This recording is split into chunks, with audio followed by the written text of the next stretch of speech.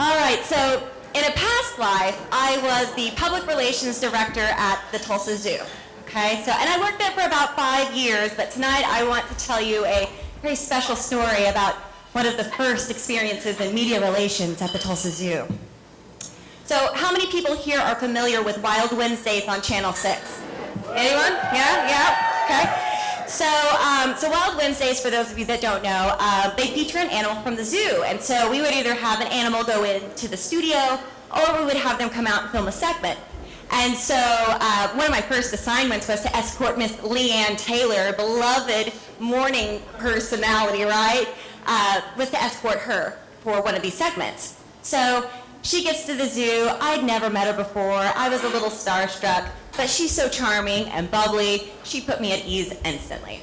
So we hop on the golf cart, which FYI, best part of working at the zoo is that golf cart. So we hop on the golf cart and we head to the white rhino exhibit. And we get there, we talk to the zookeeper, and we decide that Busby, our male rhino, is going to be the star of this segment, right? So fun fact, I know rhinos look like tough customers, but they're actually pretty docile, right? So you can actually get inside the exhibit with them. So Leanne was inside the exhibit with the zookeeper. I mean, they're right next to Busby, right? She's got a brush, she's brushing him, saying, "You like that, don't ya?" You know, So they're doing their thing. They start their interview. Camera guy set up, film's rolling. I'm on the outside of the exhibit. I'm hanging out with Larry Nunley. So if you're familiar with Wild Wednesdays, he's one that would go on with the animals, and he's actually a retired zoo director, and he's hilarious, right? We're over there, he's cracking jokes, telling me old zoo stories, he's just really doing it, and then all of a sudden he just stops. And he looks over, cocks his head, and his eyes open real wide, and all of a sudden, Busby's got a boner! Okay, so let's back up a minute.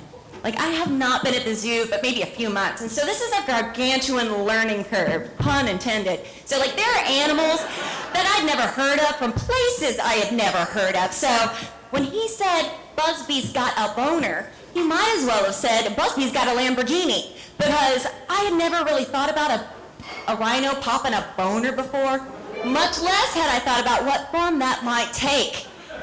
I would make that grisly discovery next.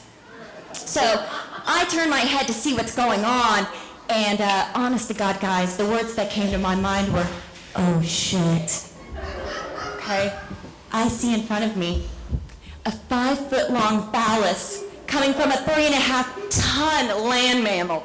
This thing was inching its way towards Leanne Taylor, Oklahoma's sweetheart, right? And it wasn't inching, it was really lunging at Leanne, like a dog trying to escape a leash, right? He was coming at her. So, and it wasn't the size that had me shook, guys. It wasn't the size. I come from a small town, all right? This was not my first rodeo. This was my first rodeo that involved an exotic creature from a different continent. So, yeah, Busby was bountifully blessed, but it was also really, really weird looking. On the tip were these flaps that form like bat wings, right? So for people in the back, right, that's the tip of that. And so it was this long, veiny thing, right? It looked like a dehydrated alien, and I did not know what it was capable of, right? And so college had not prepared me for this, right? And so I'm like, all right, PR brain, what do you do? Okay, I'm gonna run, and I'm gonna tackle that cameraman, I'm gonna take the video camera, and I'm gonna stop the evidence of this rhino molesting Leanne Taylor. Evidence will be gone. But I pushed it up, right? Higher mind. I'm gonna run over and heroically save Leanne Taylor from this winged wang, protecting her dignity and her career, I'm sure.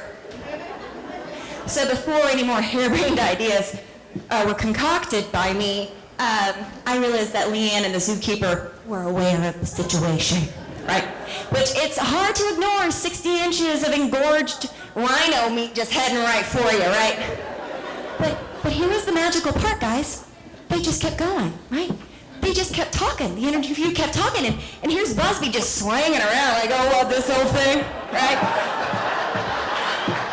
And miraculously, to this day, I still don't know, miraculously, they finished up the very informative G-rated interview that they started before Busby got overly amorous.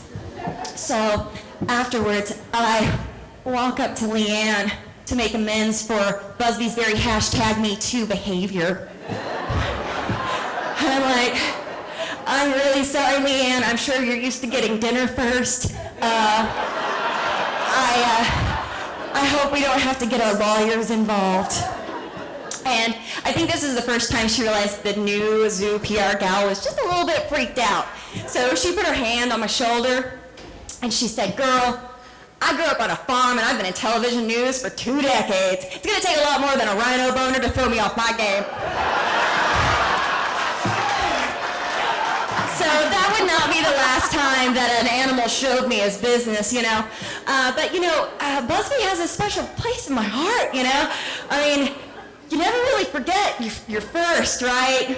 So thank you so much for letting me share that story with you, and I hope everyone has a good time tonight Googling, what does a rhino penis look like?